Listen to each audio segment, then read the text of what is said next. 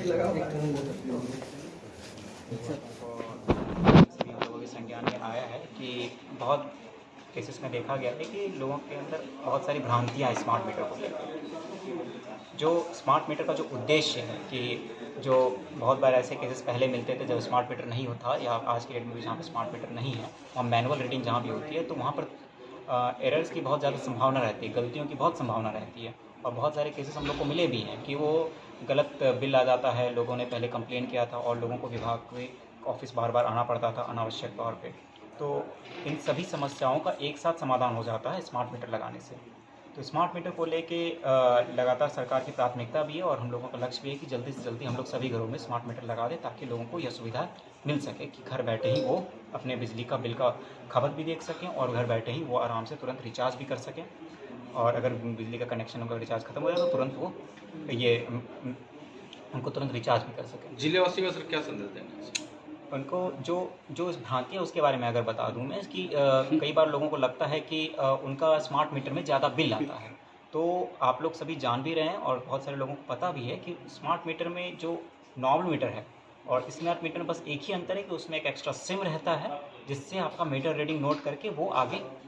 बता देता है। उसमें स्मार्ट मीटर की रीडिंग में और नॉर्मल मीटर की रीडिंग में कहीं कोई अंतर आएगा नहीं। ऐसा हम लोगों ने बहुत सारे केसेस में डिमॉन्स्ट्रेट भी किया है। आने वाले समय में हम लोग और कोशिश करेंगे ज़्यादा से ज़्यादा लोगों को ये चेक करके दिखा सकें। चेक मीटर की भी सुविधा दी जा रही है जिसके माध्यम से हम लोगों को डेमोन्स्ट्रेट कर पाएंगे कि जो नॉर्मल मीटर का रीडिंग है और जो स्मार्ट मीटर का रीडिंग है उन दोनों में कोई अंतर नहीं है। और जैसा कि आप बता रहे थे कि जिले वासियों को, हम लोग यहाँ के लोगों को क्या अपील करना चाहेंगे आप लोगों के माध्यम से, तो हम यही अपील करना चाहेंगे कि आप इस बात को खुद से समझें कि स्मार्ट मीटर आपके लिए कितना बेनिफिशियल है। हम लोग आपको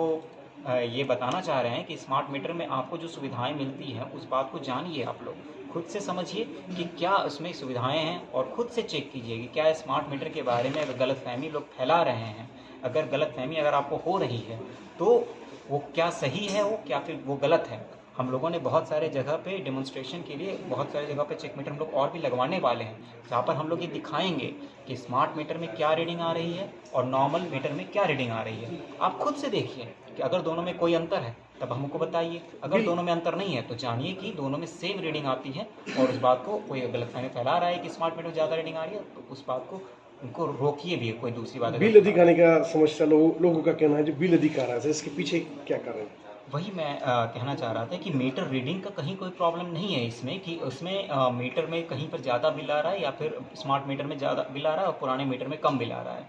कुछ एक दो जो अगर हम लोगों का भार से ज़्यादा अगर कोई इस्तेमाल करता है जो कि पहले भी होता था तो उसके केस में अगर बिल थोड़ा सा एक्स्ट्रा निकल के आ जाता है, एक वो केस हम लोगों को देखने को मिल जाता है कई बार। और कई बार ऐसा देखने को केस मिल जाता है जिसमें अगर पुराना एरियर है तो उसको एडजस्ट किया जाता है। तो उन दोनों ही केसेस में सरकार के द्वारा पूरी तरह से रिलैक्सेशन दिया गया है, विभाग के द्वारा बहुत ज़्यादा रिलैक्सेशन दिया गया है कि इसमें जो पुराना हम लोगों का एरियर है उसको 80 महीने तक